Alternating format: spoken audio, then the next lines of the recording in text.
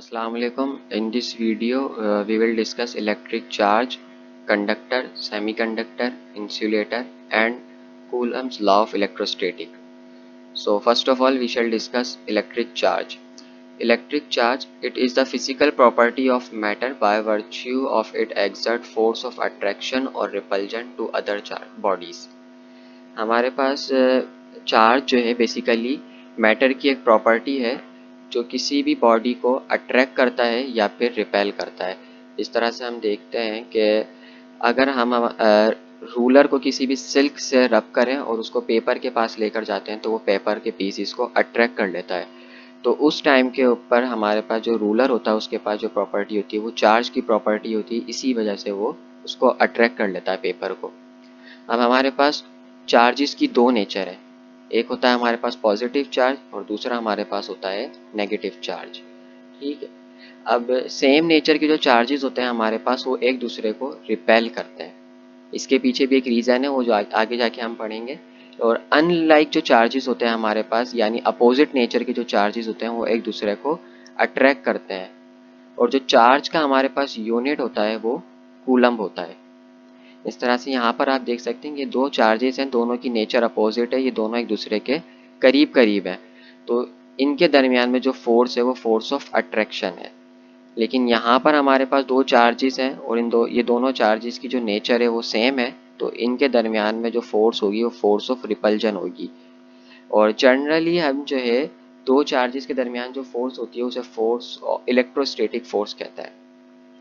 इसके बाद हमारे पास कंडक्टर है। कंडक्टर ऐसे मटेरियल होते हैं जो इजीली चार्ज को अपने अंदर फ्लो करवा लेते हैं, जिसकी वजह से वो गुड कंडक्टर ऑफ इलेक्ट्रिसिटी भी कहलाते हैं। हमारे पास कॉपर आ जाता है, आयरन आ जाता है, एल्युमिनियम आ जाता है, और भी दीगर मेटल्स हमारे पास मौजूद है जो गुड कंडक्टर है। इसके बाद हमारे पास आता है इंसुलेटर। इंसुलेटर जो है कंडक्टर का बिल्कुल अपोजिट होता है, ये अपने अंदर से चार्जेस को फ्रीली मूव नहीं करवाता, जिसकी वजह से ये इलेक्ट्रिसिटी कंडक्ट नहीं कर सकता। इसकी एग्जाम्पल भी हमारे पास मौजूद है, रबड़ हमारे पास है, प्लास्टिक है, गिलास है, इसके अलावा हमारे पास वुड है, वो हमारे पास इंसुलेटर कहलाते हैं।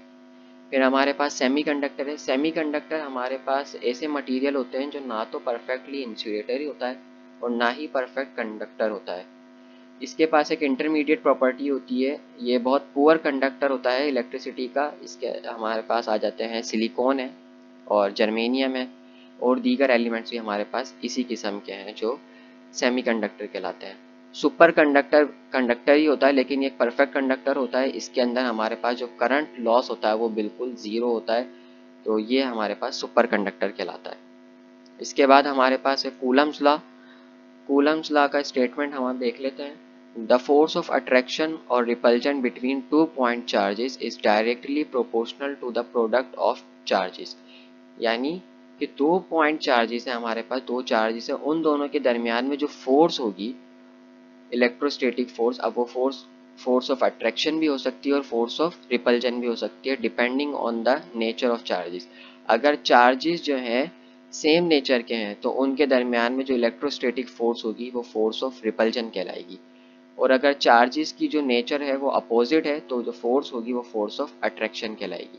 तो यहाँ पर ये बता रहा है कि जो फोर्स ऑफ अट्रैक्शन है और फोर्स ऑफ रिपल्जन है 2 पॉइंट चार्जेस के दरमियान, वो डायरेक्टली प्रोपोर्शनल है प्रोडक्ट ऑफ चार्जेस। यानी उन प्रोडक्ट चार्जेस का जो प्रोडक्ट होगा वो जितना ज़्यादा होगा तो फोर्स ऑफ अट्रैक्शन और रिपल्जन भी उतनी ज़्यादा होती चली जाएगी।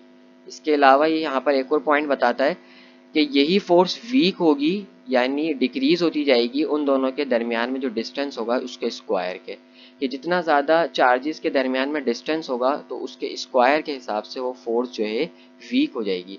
यहाँ पर हमारे पास हमने इसको मैथमेटिकली रिलेशन में लिख दिया है।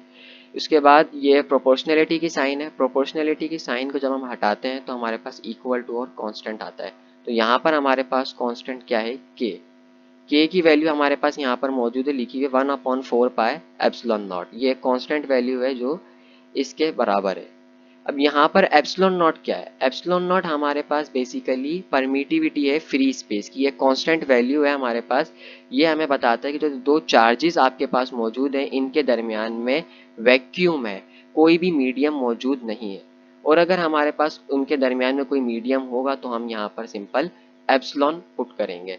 तो कूलम्स लॉ बेसिकली हमारे पास जो है ये डिस्क्राइब करता है इलेक्ट्रोस्टैटिक फोर्स को दो पॉइंट